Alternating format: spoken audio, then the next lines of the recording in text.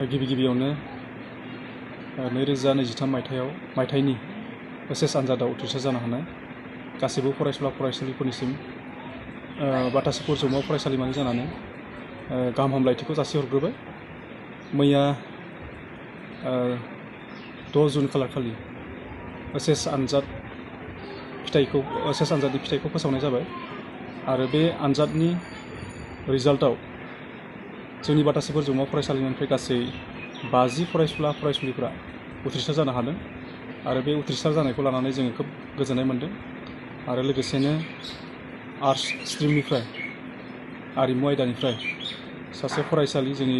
जौमा फरायसालिमानिफ्राय star marks लाखिनो हादों आरो बेखौ लानानै जों खोब रंजानाय मोन्दों। बिथाङा गोबां खस्थ'नि गेजेरजोंब्लाबो रेगुलार क्लास खालामनानै बिथाङा 70.2% बेबायदि लानो हादों आरो मोनथाम आयदायाव बिथाङा लेटार लानो हादों। स' बेखौ लानानै खोब गोजोननाय मोन्दों आरो कमार्सनिफ्रायबो सासे फरायसुलाया फार्स्ट डिभिजन लाखिनो हादों आरो बेजों लोगोसे बिथाङा गांसे लेटार लानो हादों। मैयानि जिथु रिजाल्ट, बे रिजाल्टआव जोंनि बाटासिपुर जौमा फरायसालिमानिफ्राय गासै 9 फरायसा फरायसुलि बिथांमोना लेटार लाखिनो हादों आरो बे रिजाल्टखौ लानानै जोङो खोब गोजोननाय मोन्दों बाटासिपुर जौमा फरायसालिमानि जानानै। आङो दिनै बे प्रेस मिटनि गेजेरजों बेखौनो फोरमायनो नागिरदों दि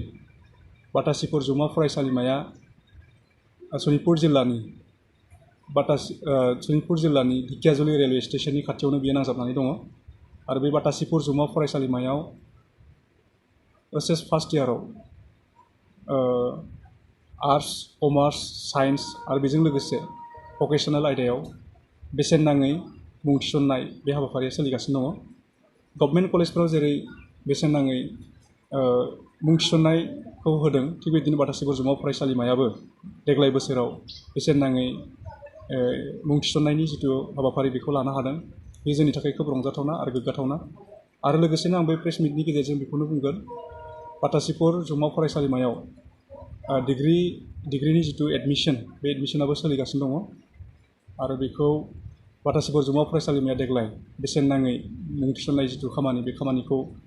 लानो हादों एबा जाय फरायसुला फरायसुलि बिथांमोना डिग्रियाव एडमिसन लानो सानदों बिथांमोना बेसेन होनाङा जासे बाटासिपुर जौमा फरायसालियाव बिथांमोना मुं थिसननो हागोन। बाटासिपुर जौमा फरायसालिया डिग्रि कर्सआव पलिटिकेल साइन्स, बड', Assamese, English, economics, logic and philosophy, education बेफोरबायदि आयदायाव मेजर कर्स हिसाबै दिनै होनो हादों। आरो आं बेखौनो बुंनो इच्छा खालामबावदों, बाटासिपुर जौमा फरायसालिमायाव जेरै गभर्नमेन्ट कलेजफोराव स्कलारशिपनि माखासे सुबिदाफोर थायो, खाबुफोर थायो, थिग बिदिनो बाटासिपुर स्कलारशिपनि जिथु खाबु एबा जिथु सुबिदा, बे सुबिदाखौ बाटासिपुर जौमा फरायसालिमाया होनो हादों। थांनाय बोसोरनिफ्राय बे खामानिखौ बाटासिपुर जौमा फरायसालिमाया मावफुंनो हादों आरो बेजों लोगोसे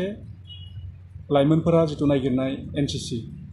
जाय बिथांमोना डिफेन्सआव थांनो खोब इच्छा खालामो, बिथांमोननि डिमान्ड बायदियै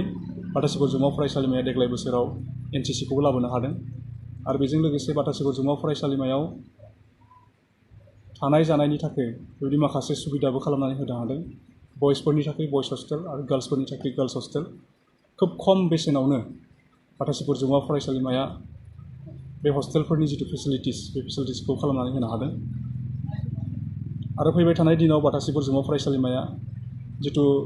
थांखि लाखानाय जिथु डिजिटेल क्लास, बे डिजिटेल क्लासखौ सिगांनिख्रुइ मडार्नाइज खालामनो थाखाय बेबायदि थांखि आजावदों आरो बेखौबो बाटासिपुर जौमा फरायसालिमाया दिनै मावफुंनो हादों। आरो बेजों लोगोसे दानि मुगायाव जों गासैबो मिथिगौ,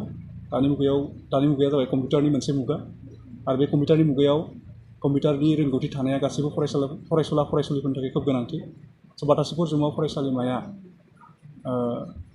जिथु कम्पिउटार कर्स, बे कम्पिउटार कर्सखौ बेसेन नाङै हिसाबै दिनै होनो हादों आरो बेवहाय दायो फ्राय 50सो फरायसुला फरायसुलि बिथांमोना कम्पिउटार कर्सखौ बेसेन होआलासे बिथांमोना सोलोंबाय थानो हादों आरो बेखौ लानानैबो जों खोब गोग्गानाय मोन्दों। आङो बाटासिपुर जौमा फरायसालिमानि जानानै आरोबाव मोनसे मेसेज फरायसुला फरायसुलि बिथांमोननो होनो सानदों। देग्लाय बोसोराव गोबाङानो खोनादों आरो मिथिदों, एसएस फार्स्ट इयाराव जाय फरायसुला फरायसुलि बिथांमोना आर्ट्स आयदायाव एबा आरिमु आयदायाव बिथांमोना फरायगोन, बिथांमोना बर'जोंनो बिथांमोना फरायनो हागोन एबा बिथांमोना बर'जोंनो लिरनो हासिगोन जेरै पलिटिकेल साइन्स इक'नमिक्स जिअ'ग्राफि आरो बेबायदिनो हिस्ट्रि बेफोरबायदि आयदाफोरखौ दिनै बर' रावाव दानस्लायनाय जाबाय जों बेखौ खोनानो मोन्दों आरो जों मिथिनो हादों स' बे जेंनाया माखासे कलेजफोराव नुजागोन बिखेखকৈ स्पेसियेलि जाय फरायसुला फरायसुलिफोरा बर' बिजोंजों फरायनानै मेट्रिक आनजादखौ उथ्रिसार जादों बै फरायसुला फरायसुलि बिथांमोननि थाखाय माखासे जेंनाया जागोन जों बेखौ दिनै नुहरदों एबा जोङो हमदांनो हादों माबायदि जेंना होननानै बुङोब्ला बर' बिजोंजों फरायनाय फरायसुला फरायसुलि बिथांमोना बै कलेजफोराव थाङोब्ला बिथांमोना बर' फोरोंगिरि बेवहाय मोनहैनाय नङा होननानै जोङो दिनै नुहरदों आरो बै फरायसालिमायाव थानाय फोरोंगिरि बिथांमोना बर' बिजोंजों फोरोंनो थाखाय बेबायदि बिथांमोना उसुबिदा जागोन निस्सय जागोन स' बे जेंना आरो जेंसिफ्रा जोंनि बाटासिफोर जौमा फरायसालियाव बेयो थानाय नङा मानोना बाटासिफोर जौमा फरायसालिमायाव जाय फोरोंगिरि बिथांमोना दिनै लेक्सारारै खामानि मावगासिनो दङ बांसिन बिथांमोना बर' बिजोंजोंनो उथ्रिबोखानायखा बेनिखायनो बिथांमोना आंहा मोनसे फोथायनाय दं बिथांमोना बे जिथु गोदान जिथु बिजोंनि जिथु जेंना बे बिजोंनि जेंनाखौ बिथांमोना सुस्रांनो हागोन होननानै आंहा फोथायनाय दं नोंथांमोननि फरायसालियाव मुं थिसननो थाखाय मा राहा गोनांथि दङ जोंनि बाटासिफोर जौमा फरायसालियाव मुं थिसननो थाखाय जोङो बेबायदि माखासे हेल्प डेस्क खालामनानै होखादों आरो बेवहाय बेबायदि मबाइल नाम्बारफोर दङ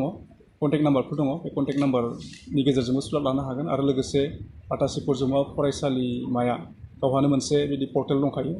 बे पर्टेलावबो फरायसुला फरायसुलि जाय बिथांमोना एडमिसन लानो सानदों बिथांमोना भिजिट खालामनो हागोन बे जाबाय www.batasiporcollege.in